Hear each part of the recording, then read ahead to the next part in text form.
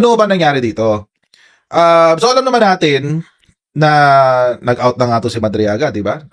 Umamin siya na isa siya sa mga tawag nito, isa siya sa mga bagman. Alleged bagman. Bagman. Bagman. Bagman. Bagman. Bagman daw siya ni Sara Duterte, guys. Nag-deliver daw ng kinurakot na confidential funds. Ito sila ni Madriaga. At isa ho sa mga testimonya na talagang pinapanindigan nito ni Ramil Madriaga at ng kanyang abogado, yung 2 beses daw bumisita si Sara Duterte sa piitan. Sara Duterte visited Madriaga twice to stop the expose, sabi po ng abogado ni Ramil Madriaga. Sabi, Vice President Sara Duterte reportedly visited her alleged bagman, Ramil Madriaga, and on one occasion offered assistance to resolve his kidnapping case pending in a Manila court. In what appeared to be an attempt to stop him from exposing her and her alleged dealings, Madriaga's lawyer said on Thursday. According to attorney Raymond Palad, one of Madriaga's lawyers, Duterte made 2 visits to Madriaga's detention cell at the Bureau of Jail Management and Penology Facility in Camp Bagong Diwa, Taguig City. Actually, ito ho yung ito ho kasi yung matagal na tong matagal na ho itong napagkukwentuhan. So, pero inindigan ho talaga ng partido ni Ramil Madriaga na binibisita sila ni Sara Duterte, etc., etc. Kaso, it seems the DILG thinks differently. Ang sabi po ng DILG, mga kababayan, iba. Sabi, DILG, Sara Duterte visited Arnie Teves, not Madriaga, at Taguig Jail. Ayan ang sinabi. Hindi raw si Madriaga ang binisita, kundi si Arnie Teves. Ito ay sabi ni Secretary John Vic Remulla. Pumunta raw siya roon, pero kinausap niya si Arnie Teves, hindi si Madriaga. Okay? Tapos, ano pa ba? Asked if there was a CCTV footage of the meeting, Remulla said, I think so. May records yung warden na pinakita. The warden was there present during the meeting. Wala naman daw pinag-usapan masyado kundi nagkamustahan lang. So that was the extent of the report to me, sabi. Okay. Kaagatin nyo ba to? Oo. Ako, mga kababayan, ang hirap kagatin na ito. Alam nyo kung bakit? Kasi,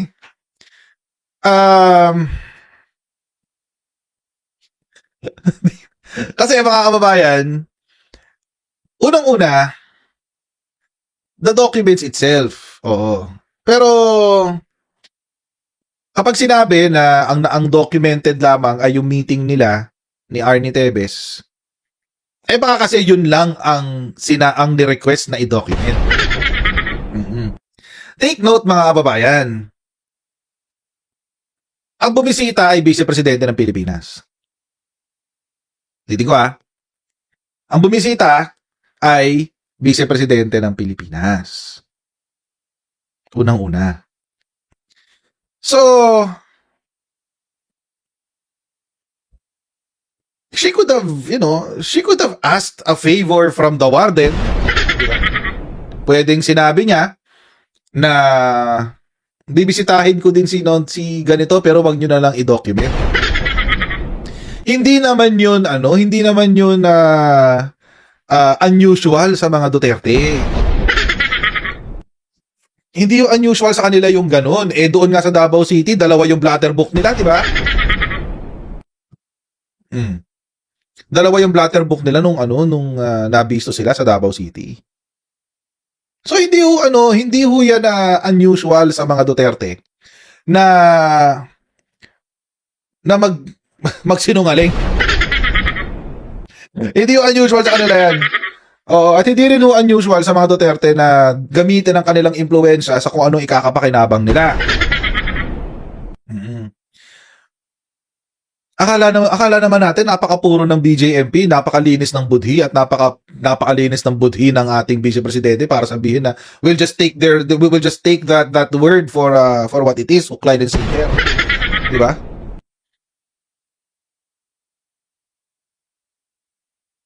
So ako, hindi ko pa masyadong kinakagat yan. Mhm.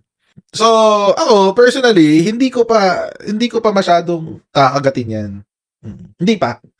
Unless it is corroborated by other pieces of evidence, 'di ba? Halimbawa, CCTV video nung araw na 'yon na walang cut, 'di ba? Although may sinabi na prior to this, may sinabi na si Attorney Palad na yung second time na bumisita si Sara Duterte, hindi na raw hinarap ni Ramil Madriaga at ang pinuntahan ay ang isa pang high-profile inmate doon sa Annex 2 ng BJMP sa Bagong Diwa. Yun na yun, si Arnie Tevez na yun. So baka ang sinasabi dito ni DILG Secretary John Vic Remulla ay yung pangalawang pagkakataon. Yung pangalawang pagkakataon. So, actually, this could also be true, pero it's not the whole story. Kasi yung ibig ko sabihin, hindi ho ito ang buong kwento. At kapag hindi ho buong kwento, pag hindi ho buo ang kwento, matatawag nyo ba ang katotohanan yun? Di ba? Pag hindi ho buo ang kwento, matatawag nyo bang katotohanan? Siyempre hindi. Half-truth. Ang half-truth ba ay katotohanan? Di ba? Ang half-truth ba ay katotohanan? Siyempre hindi. Half-truth nga eh. It's not the whole truth. So, posible mga kababayan, na ang sinasabi po ni John Vic Remulla ay yung second visit. Ang nakakatawa mga kababayan, noon pa man, naunahan na sila Naunahan na sila ng abogado ni Ramil Madriaga na sabihin yun. Na 2 beses nagpunta si Sara Duterte, yung first time, kinita pa niya, pero hindi maalala yung date kasi yung date noon, dahil nga nakakulong si Ramil Madriaga, hindi niya alam kung anong date. Wala silang sense of time. Oh. So, etong sa pangalawa, October 9, sigurado na October 19 kasi October 18, bumisita yung abogado. The following day, narinig nila yung kwento na ayun na nga, dumating daw si Sara Duterte. Diba?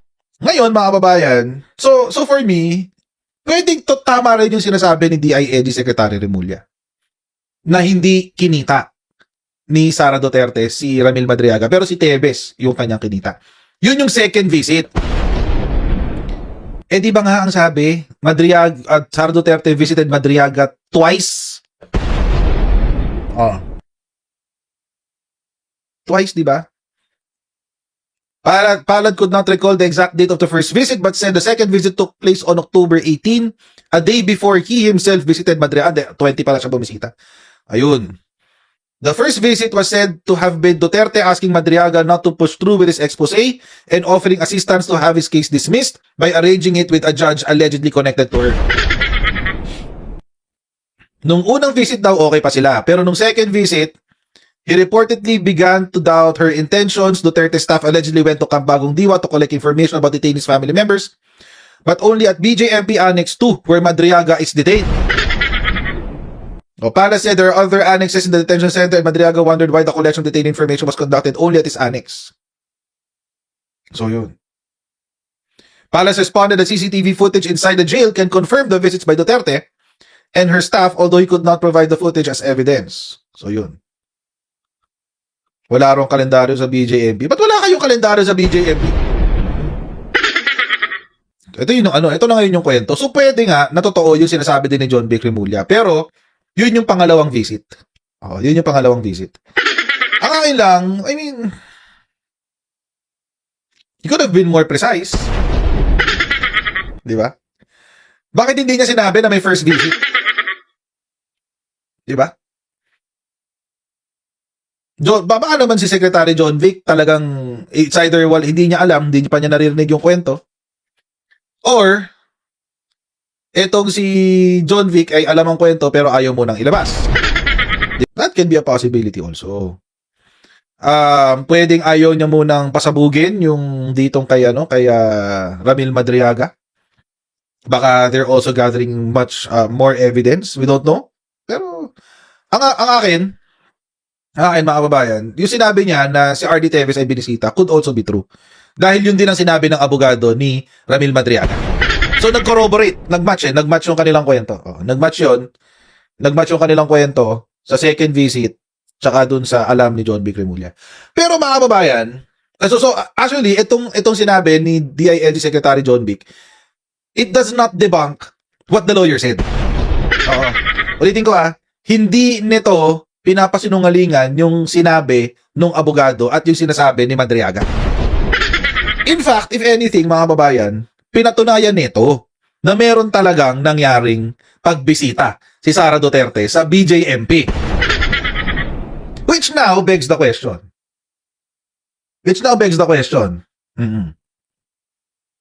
Bakit siya bibisita ng BJMP? Bakit siya bibisita ng BJMP? Number 1. Number 2, why Arnie Teves?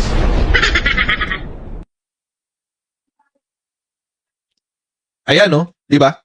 Sabi ni Yojo B, wala namang problema pa muna if si Teves ang binisita, at least totoo na pumunta si VP. Yeah, that's exactly what I just said.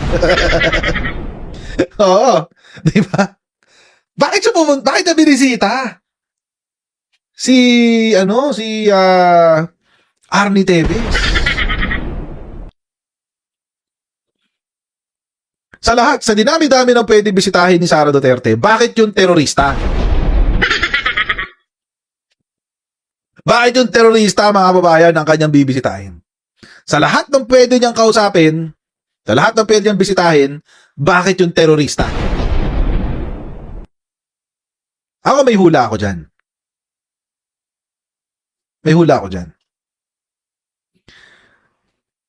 By the way, mga kababayan, kumakalat ho yung balita na tinanggal na raw si Arnie Teves sa pagiging terorista.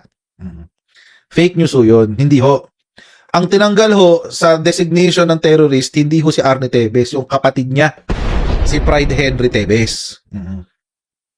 Siya yung tinanggal sa designation ng Court of Appeals. In fact, nitong December 2025, ang sabi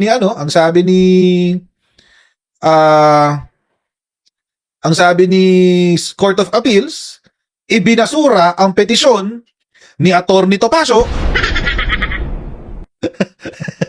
Halos si Topacio. Binasura ang petisyon ni Atty. Topacio na tanggalin sa listahan ng mga terorista si Arnie Teves. Ayan, Court of Appeals junks Arnie Teves' petition versus terrorist designation. Talo si Topacio, guys! Natalo si Topacio! So natalo ito si Topacio sa kanyang petisyon na tanggalin si Arnie Teves sa terrorist designation. In fact, mga kababayan, ang sabi pa nga ng korte, eto, may magandang sinabi dito yung Court of Appeals. Sabi niya, eto, the attacks spread fear as the violence is directed unexpectedly against innocent victims, which in turn puts pressure on the local government of Negros Oriental to give in to the political and economic motives of Arnolfo Teves for the purpose of continuously maintaining their reign of power in the province. So, yan ang sabi ni Court of Appeals. Ang sabi ni Court of Appeals, kaya laging nahahalal ang mga Teves ay dahil tinatakot daw ni Arnolfo Teves yung mga botante ng Negros Oriental. Kaya yun. Well, kung yun ang sinabi ng korte, then, it could be true. It could be the fact. Could be. Pero hintayin natin yung final conviction. At ngayon, na-vindicate dito si former DOJ Secretary, now Ombudsman, Boying Remulla. Kasi siya yung nagpa-designate eh. Siya yung nagsabi na si Teves dapat i-designate natin na terrorist. So tama pala. Tama pala si Boying Remulla. Di ba? Okay. Tama pala siya. Okay. Iyak tawa ngayon si Topacio. Okay. So, again, this begs the question. Bakit bibisita si Sara Duterte sa isang designated terrorist? Hindi ko pa makita yung sa yung sa September 30 unless the objective is to get financing. Or ano ba? It's either to get financing or to get people. Yung mga mga grupo na manggugulo. Pero that's subjective pa. Hindi pa, kumbaga hindi pa hindi pa although it's plausible, pero parang hindi siya realistic. Baka baka nagbeso-beso lang nga sila, guys. Oo. Baka nagbeso-beso lang talaga sila, guys. Oo. Baka nagbeso-beso lang sila. May binati lang niya. Uy! Tebes! Sir Arnie! Oo, kamusta ka na dyan? Kamusta sa kulungan? How are you? Ganun. No.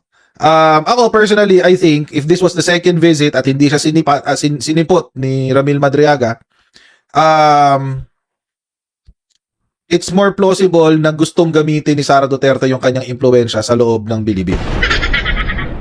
Sa loob ng BJMP pala. Gusto niyang gamitin. Kasi syempre, kahit naman nakakulong ngayon si Arnie Tebes, whether we like it or not, money rules pa rin sa Pilipinas. Money rules pa rin. Kung sino may pera, siya yung nasusunod. So, alam naman natin, mga kababayan, na si Arnie Tebes talagang pumaldo sa isabong, tsaka pumaldo siya sa tawag dito, sa iba't ibang krimen na ginawa niya dyan sa sa ba to? Sa Negros Oriental. So, alam nating lahat yun. And if this was the second visit, baka natunugan na rin. Siyempre, nakiusap na nga si Sara Duterte nung umpisa eh.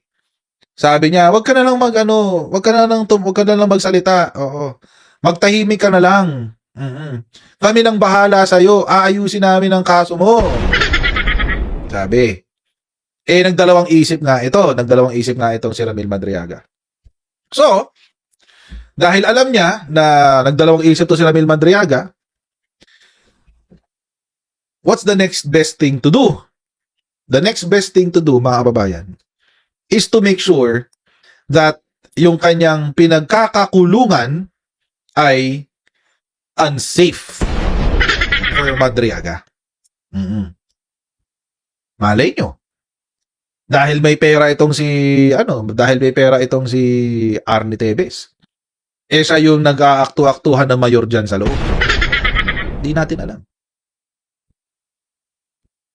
Malay natin na ang binulong sa kanya ni Sara Duterte, pakibantayan niyang, kilala mo ba tong inmate na to?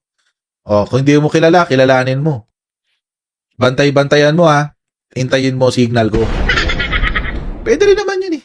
It can happen. Tingin nyo ba, ang mga Duterte hindi papatay ng mga tao para lang maisulong ang kanilang political ideology? Hindi ideology. Yung kanilang political career? Oo, they're not beyond doing it, mga babayan. Napakasamang tao ng mga Duterte, mga babayan. Napakasamang tao nila. Gagawin nila yun. Mga kababayan. Kaya ako, mga kababayan, hindi ako... Number one, delikado ito para kay Ramil Madriaga. Kung totoo yung ating conspiracy theory. Kung totoo yan. Kasi, pag nag-umpisa na, pag lumabas na ang mga kwento, pwedeng may ipagawa itong si Sara Duterte kay Ramil Madriaga. Pwede siyang ipaligpit. Alam naman natin na ginawa na yan. Oo.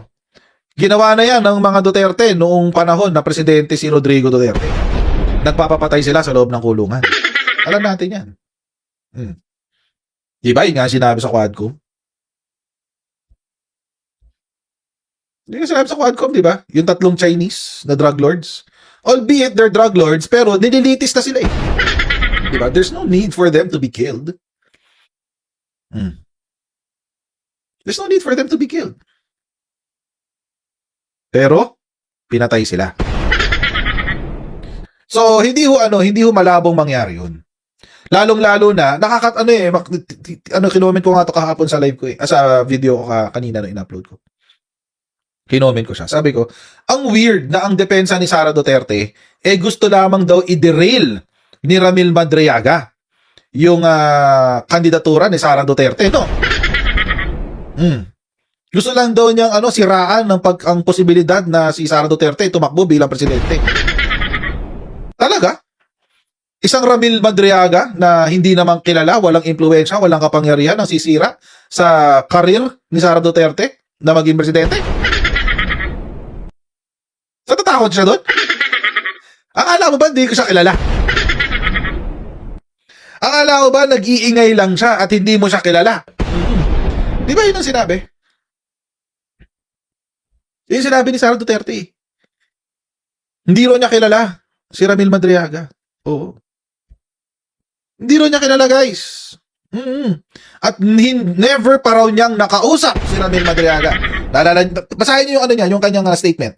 Never pa raw niyang nakausap si Ramil Madriaga. Talaga. Actually, sinama ko na to sa sinama ko to sa video ko kanina eh. Hindi ko alam kung napanood nyo na. Pero, sinama ko na to. Oo. Sinama ko to sa video ko, sa live stream. Sa video ko pala na in-upload kanina. Di ba? Maisip. Nagkakagulo po. Ayaw na, hindi sa ano kasi. Ano daw? Ano?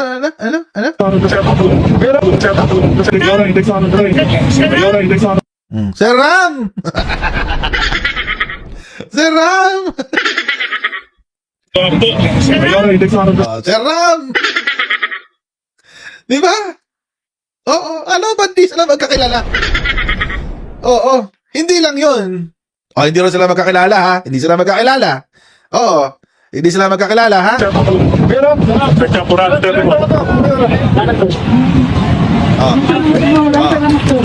May pagbaw pa. May pagbaw pa. Inabutan niya ng watawat ng Pilipinas. Mayroon pang pabaw.